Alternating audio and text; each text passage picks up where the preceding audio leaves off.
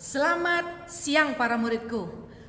Di tahun baru 2021 ini kita masuk pada materi kita yang baru, ya. Nah, kalau minggu lalu saya sempat saya ada memberikan tugas. Ada sebanyak 5 soal yang saya berikan berkaitan dengan materi pembelajaran kita hari ini, ya. Saya jawab dulu pertanyaan yang saya berikan. Oke, nomor 1. Apakah nama sistem organ yang mengangkut oksigen dan mengedarkan sari-sari makanan di dalam tubuh kita? Jawabannya adalah sistem peredaran darah, ya. Oke, yang kedua, organ tubuh apakah yang berfungsi untuk memompa darah ke seluruh tubuh? Jawabannya adalah jantung, ya. Itu organ tubuh. Oke, berikutnya, siapakah yang berfungsi untuk membunuh, ya, atau yang berfungsi untuk membunuh kuman penyakit atau yang berfungsi sebagai sistem kekebalan tubuh manusia? Jawabannya adalah sel darah putih atau yang dikenal dengan nama leukosit, ya. Dan yang nomor 4, darah beredar di mana? Darah jelas itu beredar pada pembuluh darah, ya. Oke, yang terakhir, apa yang terjadi pada tubuh kita jika kita kekurangan darah? Yang pertama, pasti kita lemas, ya. Yang kedua, pasti kita akan mengalami yang namanya oyong, ya. Oyong berada pada posisi tubuh dalam posisi yang tidak seimbang, ya. Lama kelamaan kamu tahulah, pasti pingsan, ya. Itu dia.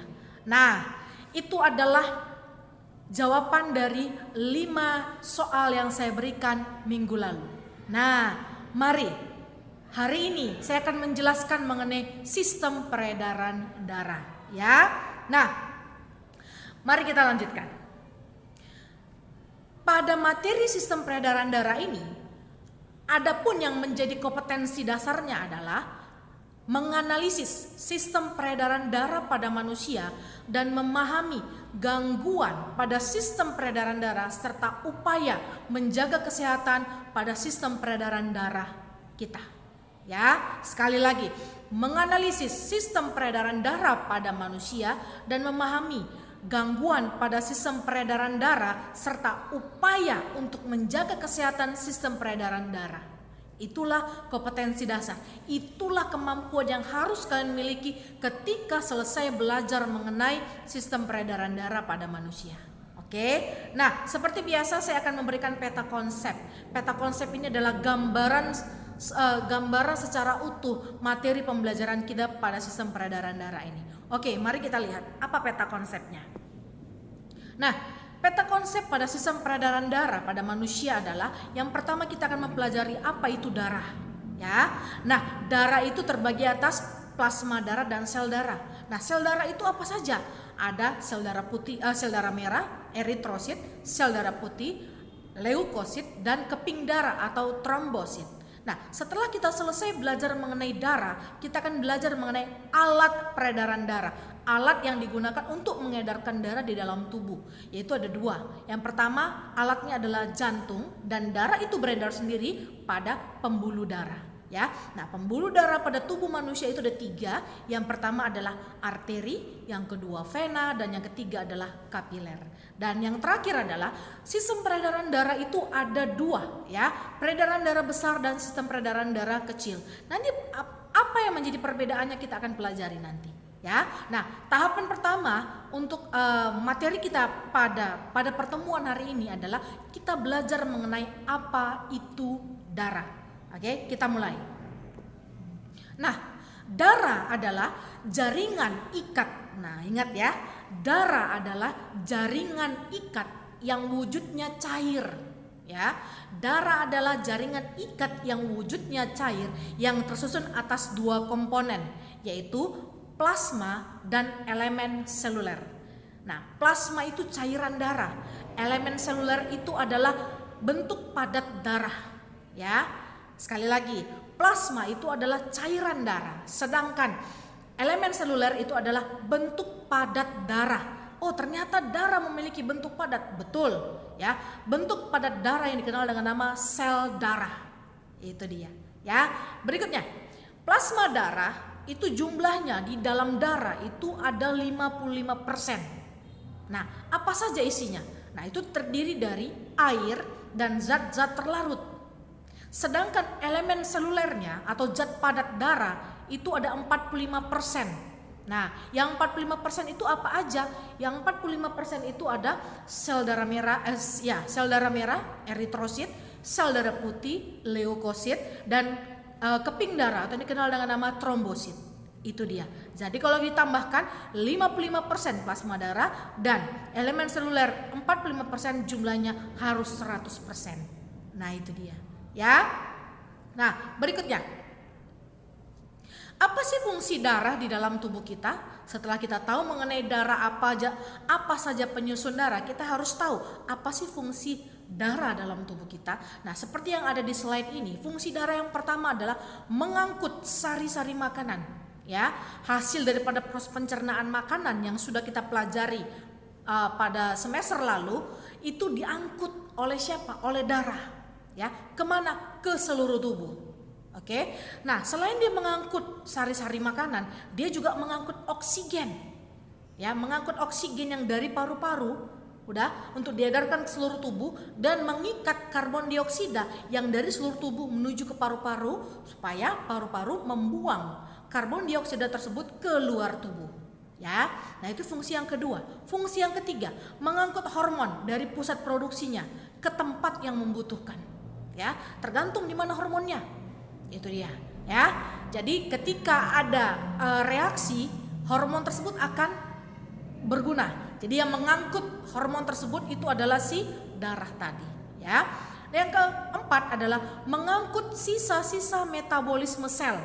Apa saja, mau dia respirasi sel, mau dia oksidasi biologi sel, ya, peristiwa pembakaran makanan, peristiwa hasil respirasi pada sel, dia mengangkut semuanya, sisa-sisa metabolisme sel, termasuk salah satunya adalah pada sistem ekskresi, sisa pembuangan, ya. Nah, yang berikutnya adalah menjaga kestabilan suhu tubuh.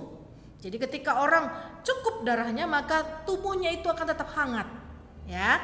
Tetapi kalau berkurang, berarti dia akan mungkin lebih cepat merasa kedinginan. Ya, kenapa? Karena jumlah darah di dalam tubuhnya sudah berkurang, ya. Dan yang terakhir adalah memelihara keseimbangan cairan di dalam tubuh, ya. Nah, tubuh kita harus imbang jumlah cairannya. Jangan terlalu banyak cairannya dibanding dengan bentuk padatnya. Jadi, darahlah yang berfungsi untuk menjaga keseimbangan tersebut. Oke? Itu adalah 6 fungsi darah di dalam tubuh kita. Oke, berikutnya. Nah, komposisi darah seperti yang sudah saya jelaskan tadi, nah inilah bentuknya, ya. Ada plasma darah, ada eritrosit, ada leukosit dan trombosit, ya. Bisa kalian perhatikan di situ ada diagramnya, ya, ada gambarnya. Oke, berikutnya. Nah, ini tadi penjelasan saya itu plasma darah dan elemen seluler darah. Nah, bisa kalian lihat di situ, bisa kalian baca di situ, ya. Oke. Baik. Nah, kita bahas satu persatu, ya. Apa itu plasma darah? Plasma darah atau cairan darah terdiri dari 90% air. Berarti sisanya berapa? 9% isinya zat terlarut. Zat terlarut itu berupa apa? Ada protein plasma, yaitu berupa albumin, protrombin, fibrinogen, antibodi, dan ada garam mineral, ya, dan zat-zat yang diangkut. Ya, itu dia. Itu adalah 90% isinya adalah zat terlarut. Ya, yang paling banyak itu adalah protein darah. Itu dia. Nah, apa sih fungsi plasma darah di dalam tubuh kita? Fungsi plasma darah di dalam tubuh kita adalah sebagai pelarut bahan-bahan kimia, ya. Yang kedua, menyebarkan panas dari organ yang lebih hangat ke organ yang lebih dingin. Itu dia. Dan yang terakhir adalah menjaga keseimbangan antara cairan di dalam sel dengan cairan di luar sel. Ya, itu fungsi plasma darah. Oke, berikutnya. Nah, tadi kita bicara plasma darah, berarti cairan darah.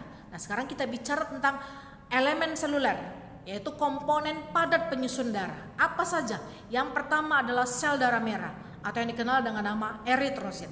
Eritrosit memiliki beberapa ciri-ciri. Yang pertama, bentuknya pipih cekung, ya, pipih cekung dan tidak memiliki inti sel. Ya. Dan pada bagian tengahnya dia pipih cekung, dan pada bagian tengahnya itu berbentuk bikonkav, ya. Dia tidak punya inti sel. Itu dia. Ini agak berbeda. Ini berbeda jelas dengan si sel darah putih, ya. Oke, yang kedua, si sel darah merah itu memiliki yang namanya hemoglobin, ya. Apa sih fungsi hemoglobin? Hemoglobin inilah yang memberikan warna pada darah sehingga darah tersebut berwarna merah, ya. Di mana eritrosit itu dibentuk? Eritrosit itu dibentuk di sumsum merah tulang pipi, ya, sumsum merah tulang. Oke, apa sih fungsi eritrosit? Fungsi eritrosit adalah untuk mengangkut oksigen, ya, mengangkut oksigen. Oke, ya, itu dia sel darah merah. Nah, ini gambarnya. Nah, kalian perhatikan di situ dia bentuknya bulat, ya, pipih, kemudian tidak punya inti sel. Nah, tengah-tengahnya kayak ada semacam cekungan. Nah, bentuk seperti ini namanya bentuk bikonkav, ya. Jumlah dia di dalam tubuh ini jauh lebih banyak dibandingkan dengan sel darah yang lain, ya. Oke, berikutnya ada sel darah putih, ya. Sel darah putih adalah nama lainnya leukosit. Leukosit ini bentuknya, ya, nampak di bawah mikroskop itu warnanya bening, ya. Dia tidak berwarna. Bentuknya tidak tetap, ya, bentuknya amoeboid, ya, bentuk tidak tetap, ya, amoeboid. Hanya saja bedanya dengan sel darah merah adalah kalau sel darah merah bentuknya bulat, kalau ini amoeboid, sel darah merah tidak punya inti, sedangkan sel darah putih dia punya inti, ya, punya inti dia, letaknya di tengah. Itu dia, ya. Pada 1 mm kubik darah terdapat 8.000 leukosit, ya, 1 mm kubik. Nah, leukosit memiliki 5 macam bentuk berdasarkan inti selnya, bentuk inti selnya. Yang pertama ada monosit, ada limfosit, ada basofil, ada eosinofil, dan neutrofil. Nah, ini adalah 5 jenis sel darah putih berdasarkan bentuk inti selnya yang berbeda-beda, ya. Nah, apa sih fungsi leukosit atau sel darah putih bagi tubuh kita? Sel darah putih berfungsi sebagai sistem imunitas, membunuh bibit-bibit penyakit, ya, mau dia bakteri, mau dia virus, mau dia fungi, jamur dan lain sebagainya yang masuk ke dalam tubuh kita. Itu dia, itu fungsi daripada sel darah putih, ya. Oke, ini tadi 5 jenis sel darah putih yang saya sebutkan tadi, ya. Bisa kalian lihat bentuknya itu nggak teratur. Kalian lihat bentuk inti sel itu berbeda-beda satu dengan yang lainnya. Oke, ya. Berikutnya kita akan masuk kepada keping darah atau yang dikenal dengan nama trombosit, ya. Trombosit, apa ciri khasnya? Dia berbentuk bulat atau lonjong, ya, bentuknya bulat atau lonjong, tapi kebanyakan dia lonjong, tidak teratur, tidak punya inti, mirip seperti si sel darah merah, ya. Dalam 1 mm kubik darah terdapat kurang lebih 300.000 trombosit, ya. Trombosit memiliki satu enzim yang dikenal dengan nama enzim trombokinase. Nah, enzim trombokinase inilah yang aktif nanti untuk membentuk protrombin. Nah, peristiwanya ini dikenal dengan nama peristiwa pembekuan darah, ya. Dan melalui peristiwa inilah luka yang dibentuk oleh tubuh kita, baik yang akibat dari dalam tubuh maupun dari luar tubuh, itu akan tertutup secara perlahan-lahan, ya. Peran daripada si keping darah inilah yang berfungsi untuk menutup luka, sehingga fungsi daripada keping darah ini adalah sebagai penutup luka. Itu dia, ya. Oke, bagaimana bentuknya? Mari kita lihat. Nah, inilah dia bentuknya, ya. Kalau kalian lihat pada gambar sebelah kanan, bentuk sel darah merah itu, ya, udah ditunjukkan di gambar tersebut. Kemudian sel darah putih, ya, itu yang ada inti selnya. Kemudian keping darah. Nah, keping darah itu dia bentuknya lonjong, tidak teratur. Nah, itu dia, ya. Nah, kemudian yang gambar sebelah kiri ada tulisannya platelets. Nah, itu adalah kalau keping darah itu diambil, khusus keping darah saja diambil, kemudian diamati di bawah mikroskop, itulah gambarnya, ya. Oke, berikutnya. Nah, tadi saya bilang bahwa peristiwa penutupan luka atau pembekuan darah itu melalui adanya keterlibatan enzim trombokinase. Nah, bagaimana enzim trombokinase itu berperan dalam peristiwa penutupan luka atau pembekuan darah? Nah, ini dimulai dari, ketika ada luka yang didapat dari luar tubuh atau yang didapat dari dalam tubuh, ya, itu menyebabkan trombosit pecah. Ya, pembuluh darah kita pecah, lalu trombosit beraktivitas di situ. Ya, sel darah putih itu, keping darah itu langsung berperan. Ya, dia mengeluarkan enzim trombokinase. Nah, enzim trombokinase mengaktifkan protrombin atau protein darah yang terdapat pada plasma darah untuk ya mengaktifkan trombin. Ketika trombin sudah aktif, dia akan membentuk yang namanya fibrinogen. Ya, fibrinogen ini adalah benang-benang. Dia semacam benang-benang. Nah, ketika fibrinogen ini nanti sudah aktif, terbentuklah benang-benang utuh yang akan menutup luka tersebut. Ya, itu yang dikenal dengan nama benang-benang fibrin. Itu dia. Ya, oke. Jadi peristiwa pembekuan darah atau penutupan luka itu dimulai dari itu tadi.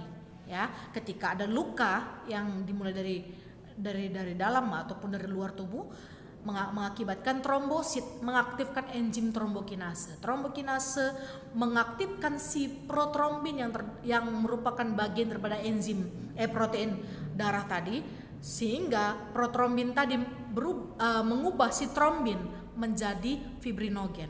Nah, fibrinogen ini bentuknya akan membentuk benang-benang. Nah, benang-benang inilah yang akan menutup luka tadi, menutup pembuluh darah yang terputus tadi karena luka tadi. Itu dia. Nah, sehingga luka tersebut lama kelamaan perlahan-lahan akan menutup dengan sempurna. Ya, itu dia.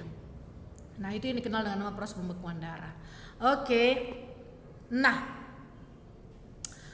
demikian video pembelajaran kita pada pagi hari ini, ya. Jika ada penjelasan saya yang tidak kalian mengerti, kalian boleh tanyakan kepada saya, ya.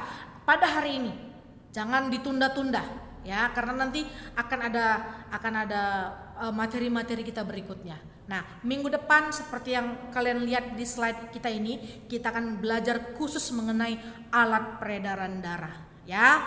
Nah, itu dia. Nah, yang kalian lakukan setelah menyaksikan video pembelajaran saya adalah pindahkan ini ke dalam buku catatan kalian. Lalu ketika sudah kalian pindahkan, kalian catat, kemudian kalian foto, kirim ke WA group atau ke WA saya secara pribadi. Oke, baik anak-anakku, demikian video pembelajaran kita pada pagi hari ini, pada siang hari ini. Selamat siang dan tetap semangat.